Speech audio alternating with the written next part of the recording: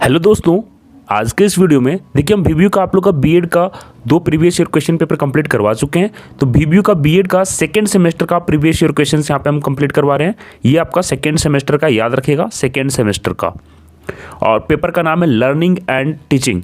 तो learning and teaching का हम लोग प्रीवियस ईयर क्वेश्चंस देख रहे हैं। तो चलिए, पहला पार्ट अगर आप लोग नहीं देखे हैं तो उसमें 2 मैंने सेशन ले रखा है, 20-22 और 19-21। 20-22 और 19-21 का मैंने ले लिया है। इस वीडियो के लास्ट में आपको मिल जाएगा, वहाँ से भी आप लोग देख सकते हैं, है ना। तो पार्ट वाइज मैं कंप्लीट करा रहा हूँ और काफ़ी अच्छे से करा रहा हूँ। तो देख लीजिए कि कौन कौन से सेशन का मैं यहाँ पर करवाने जा रहा हूँ। तो यहाँ पर ये देखिए 2017-19 और 18-20 ये 2 सेशन को हम यहाँ पे देखेंगे कि किस प्रकार के क्वेश्चंस आए हुए हैं। उसके सॉल्यूशन भी मैं आपको बताने जा रहा हूँ। तो वीडियो को लास्ट तक देखिएगा।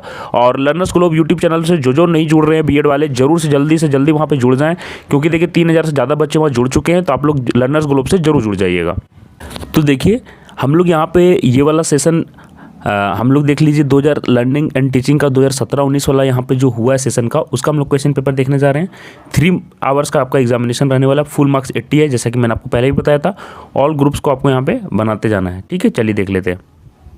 यहाँ पे खंड ए में आप लोग देख लीजिए ऑब्जेक्टिव क्वेश्चंस आने वाले हैं। तो चलिए ऑब्जेक्टिव क्वेश्चंस किस प्रकार से आए हुए हैं मैं आपको बता दूं कि 10 ऑब्जेक्टिव क्वेश्चंस 2-2 मार्क्स वाले 20 मार्क्स यहाँ से बन जाएंगे। शॉर्ट वाला क्वेश्चंस जो शॉर्ट टाइप रहता है वहाँ से भी 4-4 नंबर वाले 5 क्वेश्चन, यहाँ पे भी 20 नंबर आपके आते हैं। और लॉन्ग टाइप में आपका यहाँ पे लेंदी वाले क्वेश्चन 10 मार्क्स वाले 4 क्वेश्चन आते हैं, तो 40 मार्क्स यहाँ से हो जाता है। तो टोटल आपका 80 मार्क्स इस तरह से रहते हैं। लॉन्ग टाइप 40 मार्क्स का रहता है, ये आप लोग को ध्यान देने वाली बात है। तो चलिए देख लेते हैं ये वाला पेपर कैसा आया हुआ था। तो देखिए फर्स्ट क्वेश्चन आपका आया हुआ था, teaching is the arrangement of contingencies of reinforcement, who said this. बोलता है कि शिक्षण पुनर्बलन की आकस्मिकता का क्रम है, किसका कथन है। तो 4 ऑप्शंस आपको दिए हुए थे, स्किनर, मन, बर्टन और नन ऑफ दीज। तो याद रखिए इसका आंसर क्या सही हो जाएगा, आपका स्किनर सही हो जाएगा। ऑप्शन नंबर ए बिल्कुल फर्स्ट ऑप्शन जो आपको दिख रहा है वो बिल्कुल सही हो जाएगा। चलिए नेक्स्ट क्वेश्चन देखिए क्या पूछा हुआ था। नेक्स्ट क्वेश्चन देखिए पूछ रहा है कि under signal learning learned the following, है ना, संकेत अधिगम के अंतर्गत सीखा जाता है। क्या क्या ऑप्शन दिए हुए थे देखिए, ट्रेडिशनल, एकोमोडेशन, साइकोलॉजी, इन्वायरमेंट और साइकोफिजिकल, है ना, मनोदैहिक। तो आप लोगों को मैं बता दूं कि ऐसे तो सिग्नल लर्निंग आपका क्लासिकल कंडीशनिंग के अंदर वैसा आया जाता है, सीखा जाता है उसके अंदर, लेकिन यहाँ पे वैसा नहीं थे कि ऑप्शन ट्रेडिशनल एकोमोडेशन दिया है। तो यही ऑप्शन आपको यहाँ पे इसी के साथ जाइएगा आप लोग। आंसर नंबर 1 आप लोग का इसका बिल्कुल करेक्ट हो जाएगा आपका ये वाला क्वेश्चन का। नेक्स्ट क्वेश्चन देखिए पूछा हुआ बी में, teaching is a goal directed activity, who said this. शिक्षण एक उद्देश्य निर्धारित क्रिया, किसका कथन है। आप लोगों को मैं बता दूं कि कुछ क्वेश्चंस के अगर आंसर गलत आपको लग रहे हैं तो आप लोग नीचे कमेंट कीजिएगा, ज़्यादा क्रिटिकल होने की जरूरत नहीं है, ठीक है। लेकिन फिर भी जो भी मेरे अकॉर्डिंग जो सबसे सही ऑप्शन होगा वो मैं यहाँ पे आपको बता दे रहा हूँ। फिर भी आप लोग को जो लगता है कमेंट जरूर कीजिएगा। तो चलिए, और अपने दोस्तों के बीच शेयर जरूर कर देना आप लोग। तो देखिए सेकंड क्वेश्चन का आपका यहाँ पे जो दिया हुआ है, शिक्षण एक उद्देश्य निर्देशित क्रिया, ये किसका कथन है। तो आपका स्मिथ इसका आंसर बिल्कुल सही हो जाएगा।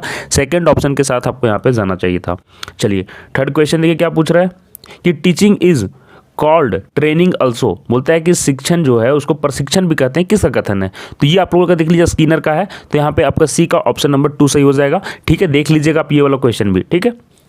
नेक्स्ट देखिए, यहाँ पे देखिए आप लोग देखने वाला बात होगा कि 2017-19 में ये वाला जो आप लोग का हुआ था, इसमें ज़्यादा से ज़्यादा क्वेश्चन आपके स्टेटमेंट पर आए थे। देख लीजिए किसने कहा है, किसका कथन है, ये सारे क्वेश्चन ज़्यादा थे, ठीक है। All teaching is the promotion of learning, who said this. बोलता है समस्त शिक्षण का अर्थ है सीखने में वृद्धि करना, ये किसका कथन है। तो डी का ऑप्शन कौन सा सही हो जाएगा, डी का आपका 3 सही हो जाएगा, जेम्स एम थाइन, ठीक है। जेम्स एम थाइन ने ऐसा कहा था। चलिए नेक्स्ट क्वेश्चन देख लेते हैं। लर्निंग, यहाँ पे देखिए लर्निंग इज, फिर से एक कथन वाला क्वेश्चन है, learning is any change in behaviour resulting from behaviour, who said this. व्यवहार के परिणाम स्वरूप व्यवहार में किसी प्रकार का परिवर्तन ही अधिगम है, ये किसका कथन है। तो ई वाला जो क्वेश्चन है उसका आंसर यहाँ पे देख लीजिए नन ऑफ दिस हो जाएगा, क्योंकि ये किसने कहा था, तो गुइलफोर्ड ने कहा था। स्पेलिंग लिख देख लीजिए गुइलफोर्ड, ठीक है, इन्होंने ही कहा था गुइलफोर्ड ने, ठीक है, GUILFORD गुइलफोर्ड ने। तो यहाँ पे इसका नन ऑफ दिस इसका आंसर बिल्कुल करेक्ट हो जाएगा। आगे देखिए एफ नंबर देखिए, क्वेश्चन पूछ रहा है कि law of effect is given by, प्रभाव का नियम दिया है। तो आप लोग को मैं बता दूं कि थॉर्नडाइक जो हैं ये सीखने के 3 नियम दिए थे। पिछले वाले वीडियो में भी मैंने शायद बताया था, थॉर्नडाइक के सीखने के 3 नियम इन्होंने बताया है। और 3 नियम में सबसे पहला है तत्परता का नियम, सेकेंड इन्होंने बताया था आपका अभ्यास का नियम और तीसरा आपका प्रभाव का नियम। तो ये सीखने के इन्होंने 3 नियम बताए थे। तो ये आपका थॉर्नडाइक हो जाएगा, याद रखिएगा, तीनों नियम याद रखिएगा, है ना। चलिए नेक्स्ट देख लीजिए कि under signal learning learn the following, ये आप लोग को मैंने अभी बता दिया था, ट्रेडिशनल एकोमोडेशन इसका आंसर सही हो जाएगा, ठीक है।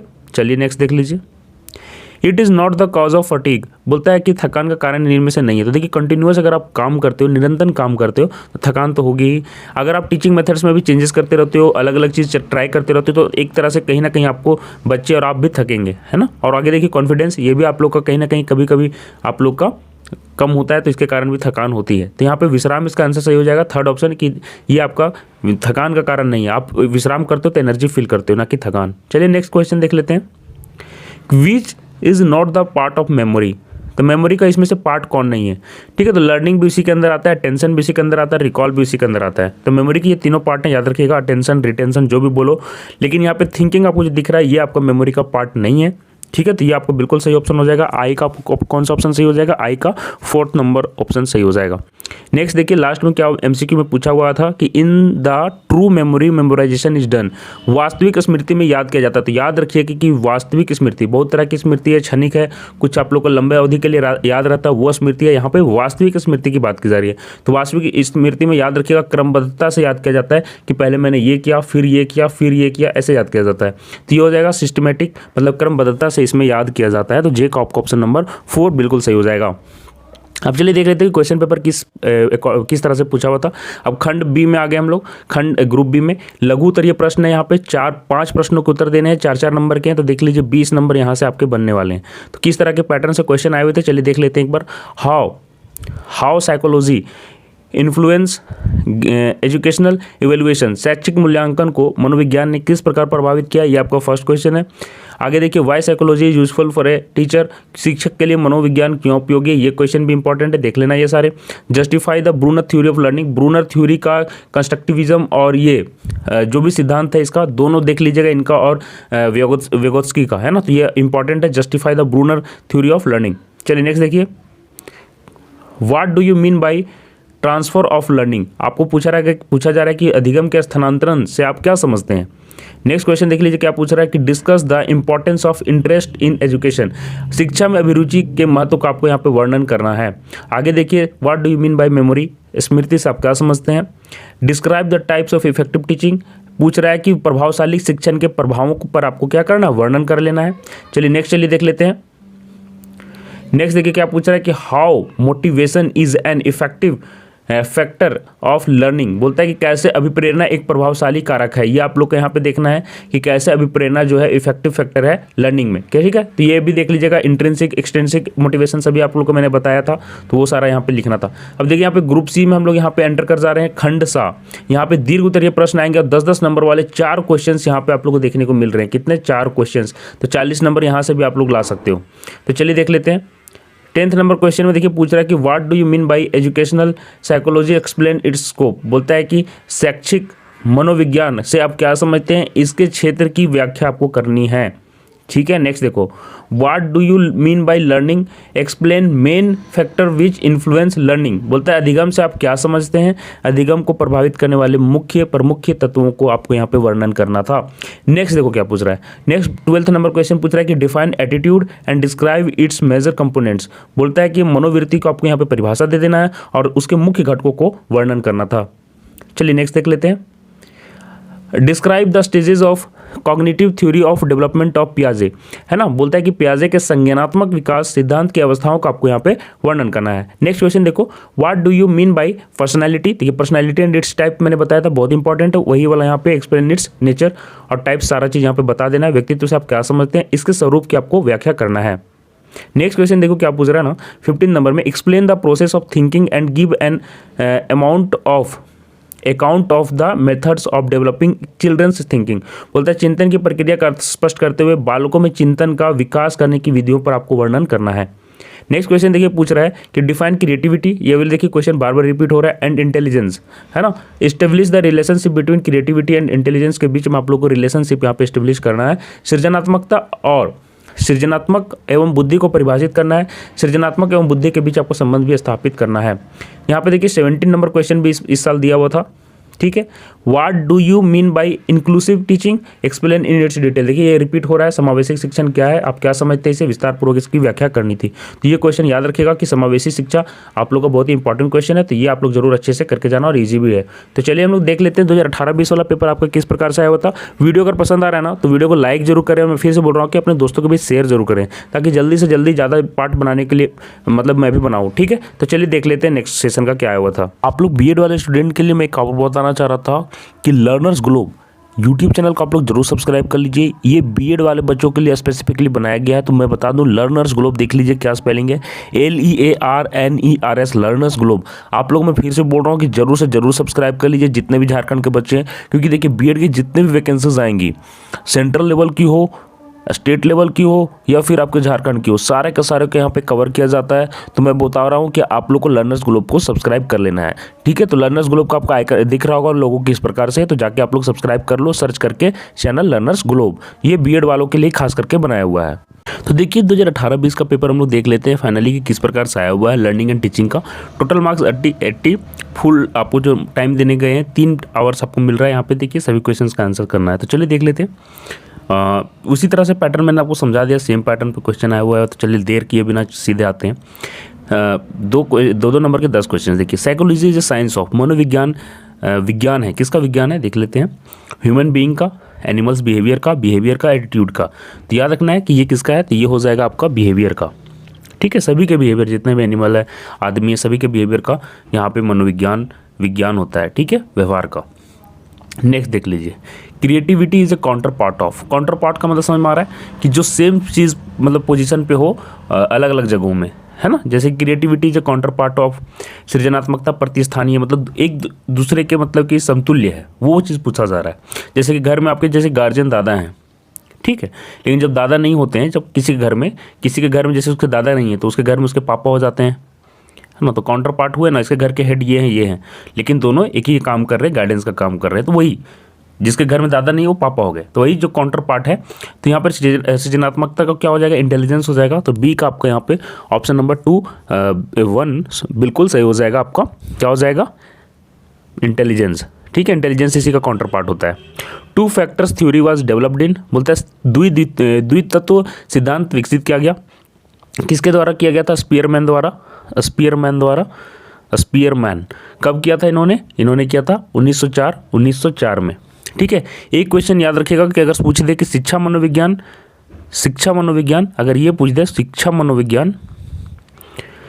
मनोविज्ञान किसके लिए, तो ये याद रखिएगा ये मानव व्यवहार को यहाँ पे इसके अंतर्गत पढ़ा जाता है या समझा जाता है। तो शिक्षा मनोविज्ञान किसके लिए है, मानव व्यवहार को देखने के लिए, ठीक है। तो ये क्वेश्चन अगर आएगा तो ऐसा आपको देना है।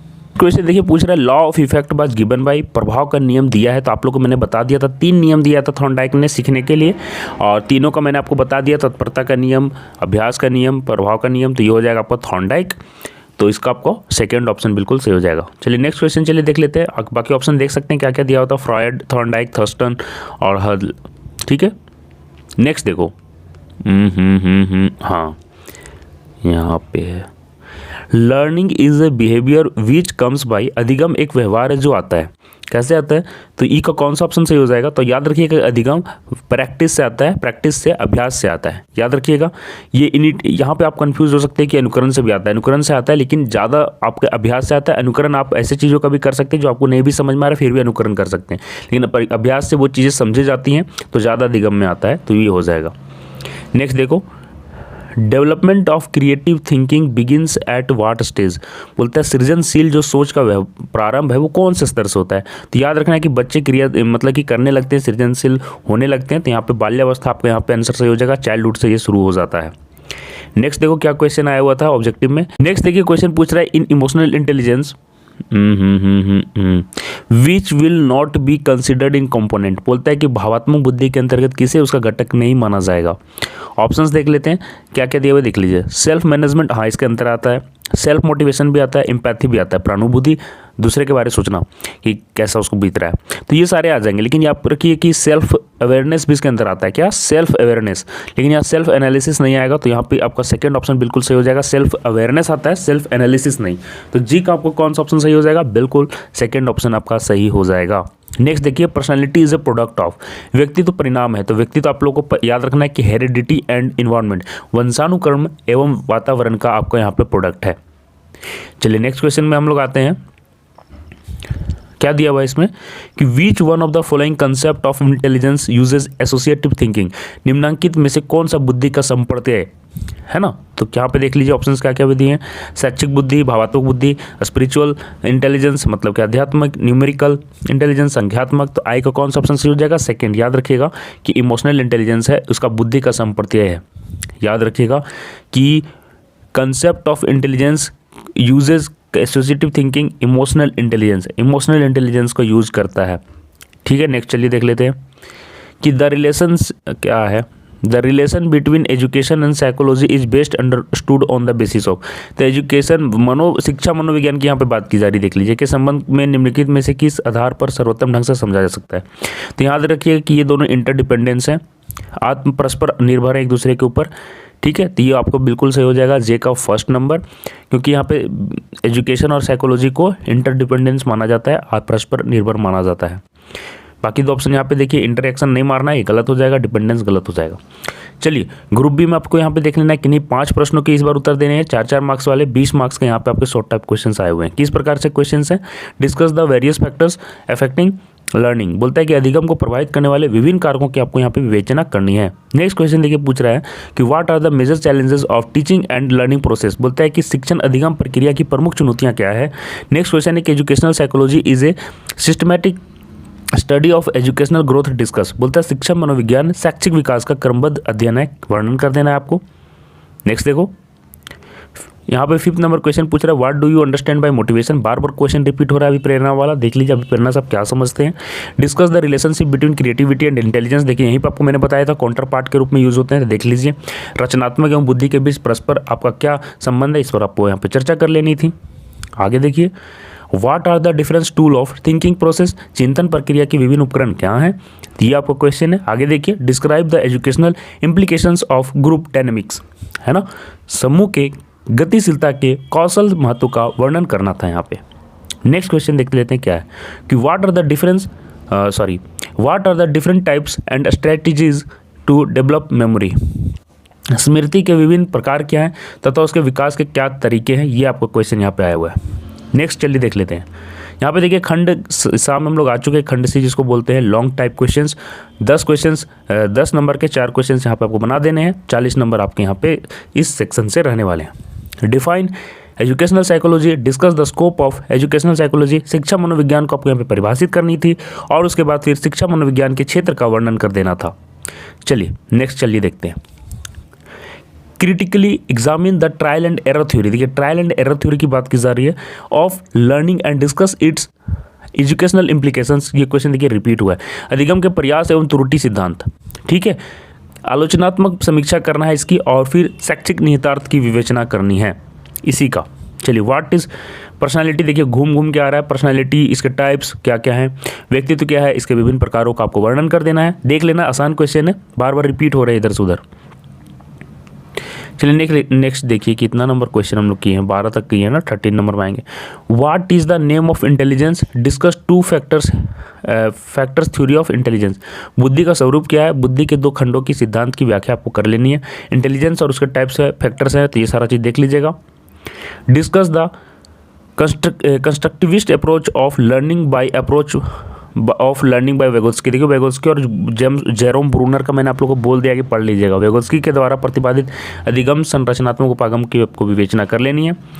Define the concept of teaching and describe its various phases in details, बोलता है कि शिक्षण के अवबोध को परिभाषित करें तथा इसके विभिन्न अवस्थाओं को विस्तार पूर्वक वर्णन कर दें। नेक्स्ट क्वेश्चन पूछ रहा था कि what is skill of teaching, how it differ from case teaching skills and specific teaching skill, बोलता है कि शिक्षण कौशल क्या है, यह देखभाल शिक्षण कौशल और विशिष्ट शिक्षण कौशल से कैसे भिन्न है। तो इस प्रकार से देखिए मैंने आप लोगों को किस प्रकार के क्वेश्चन पेपर आए हुए थे सारा मैंने यहाँ पे आपको ले लिया है। 17 नंबर क्वेश्चन लास्ट देख लेते हैं। Discuss the physical, psychological and academic learning environment to make inclusive classroom, देखिए यही पे इंक्लूसिव क्लासरूम के बारे में बात की जा रही है कि समेकित कक्षा के निर्माण में भौतिक, मनोवैज्ञानिक एवं शैक्षिक अधिगम वातावरण की विवेचना करनी है। तो देखिए इस प्रकार से मैंने आप लोगों को सारा क्वेश्चंस बता दिया है। तो देख लीजिए किस प्रकार से आए हुए हैं, जो जो इंपॉर्टेंट क्वेश्चन है आप लोग उनको एक बार अच्छे से कंप्लीट कर लीजिए, क्योंकि देखिए प्रीवियस ईयर क्वेश्चन से ही बीबीए में ज़्यादा क्वेश्चंस आते हैं। इसके अलावा मैंने आपको बता दिया कि हमारे चैनल लर्नर्स ग्लोब से आप लोग जरूर से जुड़ जाए। मैं फिर से बता रहा हूँ, लर्नर्स ग्लोब में आपको बीएड से रिलेटेड नए नए जितने भी आने जा रहे हैं अपडेट वहाँ पे मिलेगा आपको, क्योंकि यहाँ पे बाकी स्टेट के, सेंट्रल के, आपके स्टेट के सारा का सारा अपडेट यहाँ पे बीएड को मिलता है। तो लर्नर्स ग्लोब जरूर आप लोग सब्सक्राइब कर लेना। मिलते हैं नेक्स्ट वीडियो में और कोई पार्ट के साथ। चैनल से पहली बार आए हो ना तो चैनल सब्सक्राइब जरूर कर लेना। धन्यवाद।